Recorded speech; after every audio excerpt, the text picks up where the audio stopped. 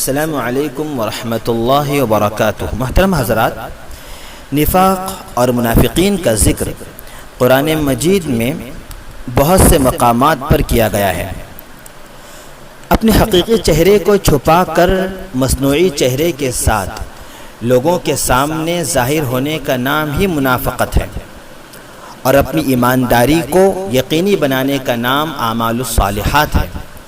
اپنی رائے اور موقف کو پوشیدہ رکھ کر دوسروں کو مطمئن کرنے کی ہرگز کوشش نہیں کرنی چاہیے، کیونکہ جو لوگ دوسروں کی رائے اور پسند کو ان کی خوشنودی حاصل کرنے کے لیے اپنی رائے بتاتے ہیں وہ بھی نفاق کرتے ہیں، اور نفاق بہت بڑا جرم ہے۔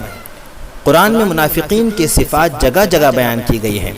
قرآن میں ان شعراء کا ذکر بھی موجود ہے جو اس بات پر یقین رکھتے تھے کہ یہ قرآن انسان کا کلام نہیں ہو سکتا ہے، اس کے باوجود بھی وہ اپنے آقاؤں کو خوش کرنے کے لیے اس کلام الہی کو جھٹلاتے تھے۔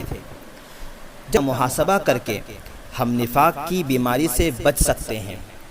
انسان کی فطرت بالکل پاک صاف ہے، اس کی طرف لوٹنا بھی بہت آسان ہے، لیکن اس میں کامیاب ہونے کے لیے عزم مصمم کا ہونا شرط ہے۔ اگر ارادہ پختہ ہو تو بہت آسان ہے۔ اگر انسان ہمت اور ثابت قدمی کا مظاہرہ کرے تو شیطانی گڑھے میں جانے کے بعد بھی فرشتوں کی بلندیوں تک پہنچ سکتا ہے۔ ایمان کی روشنی سے دل کو منور کرنے کے لیے اور شیطانی تاریکیوں سے بچنے کے لیے اللہ سے دعا کرتے رہنا چاہیے۔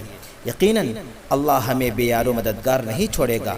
اللہ ہمیں اخلاص کے ساتھ کام کرنے کی توفیق عطا فرمائے، آمین یا رب العالمین۔